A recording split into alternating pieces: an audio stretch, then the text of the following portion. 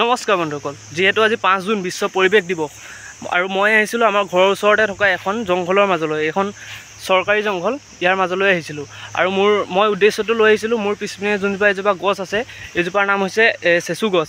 এইজোপা বহুত মূল্যৱান গছ হয়, ইয়াৰ কাঠৰ মূল্য বহুত আৰু এইজোপা বহুত ডাঙৰ হয়।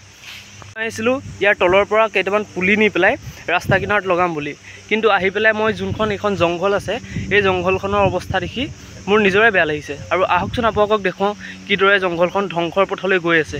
এয়া চাওক জংঘলখনৰ অৱস্থা। ক'ৰবাত যদি এজোপা গছ আছে আৰু গোটেই মাজত সেৰেঙা। আপোনালোকে বিশ্বাস নকৰিব, আজিৰ পৰা প্ৰায় 8-10 বছৰৰ আগতে এইবিলাক গোটেই ঘন জংঘল আছিলে। জংঘলখনৰ এটা ছাইডৰ পৰা যদি আপুনি এটা উকি মাৰে আৰু এইপিনৰ পৰা একো হৈ পেলাই মাতটো ওলাই যায়, মানে ইমানেই জংঘলখন ঘন আছিলে।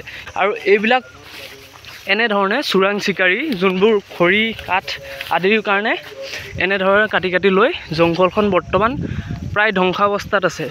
আৰু গভীৰলৈ গৈ দেখুৱাব নোৱাৰোঁ, কাৰণ যিহেতু দুপৰীয়া আৰু জংঘলী জীৱ জন্তুলৈ ভয় লাগে।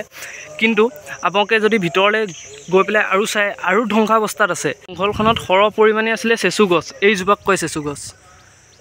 এয়া চাওক চৰকাৰৰ এয়া দাগ দি থোৱা আছে।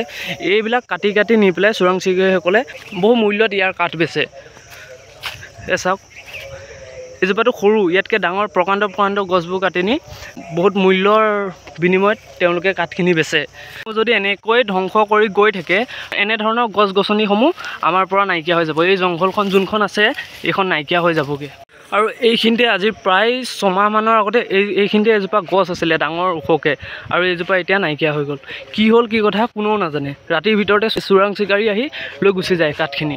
আৰু এইদৰে জংঘলখিনি ধ্বংসৰ আঁৰত আমি মানুহখিনিয়ে দোষী।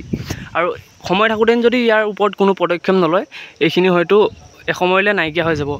আৰু মই পথাৰলৈ অহা মূল উদ্দেশ্য আছিলে এইজোপা ৰাস্তাৰ কিনাৰতে থকা এই গছজোপা। এইজোপাও চেচু গছেই হয়, আৰু এইজোপাৰ গুৰিৰ পৰা পুলি দুটামান নি পেলাই মই ৰাস্তাৰ কিনাৰত লগাম বুলি ভাবিছিলোঁ। যিহেতু এইজোপা মানে ঘৰত ৰোৱা আদি ইলিগেল হয়।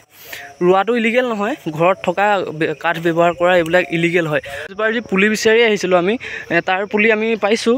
ইয়াৰে এজোপা পালোঁ, এইজোপা লৈ যাম। আৰু ইয়াৰ লগতে আছে এইজোপা জামু গছ। এইজোপা আমি নি পেলাই ৰাস্তা কিনাৰত লগামগৈ। যিহেতু এইজোপা ডাঙৰ গছ, ইয়াত বাদুলি চাদুলি আহি পৰে, ফল মূলবোৰ আদি আনি পেলাই খায় আৰু গুটিখিনি পেলাই দিয়ে।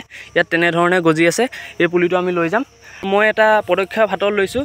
যি এজোপা মোৰ পিছপিনে গছ আছে, এইজোপা চেচু গছজোপা বৰ্তমান এয়া চাওক গুটি লাগিবলৈ আৰম্ভ কৰিছে। বীজ ইয়াৰ পৰাই সৰু সৰু পুলি জাৰ্মিনেশ্যন হ'ব। আৰু আপোনালোকে যদি ভিডিঅ'টোত ছাপোৰ্ট কৰে, মই পলিবেগত ইয়াৰ বীজ নি প্ৰায় 1000টা পুলি এই যোনখন জংঘল আছে তাত ৰুম। আপোনালোকে যিমান পাৰে শ্বেয়াৰ কৰক আৰু ভিডিঅ'টোত ছাপোৰ্ট কৰক। লাইক কমেণ্ট শ্বেয়াৰ আৰু ছাবস্ক্ৰাইব কৰি দিয়ক। তো আজিলৈ বাই। এখন সেউজীয়া পৃথিৱী গঢ়াত সহায় কৰক। প্ৰকৃতিক অন্যায় নকৰিব, প্ৰকৃতি বুকুতে স্বৰ্গ।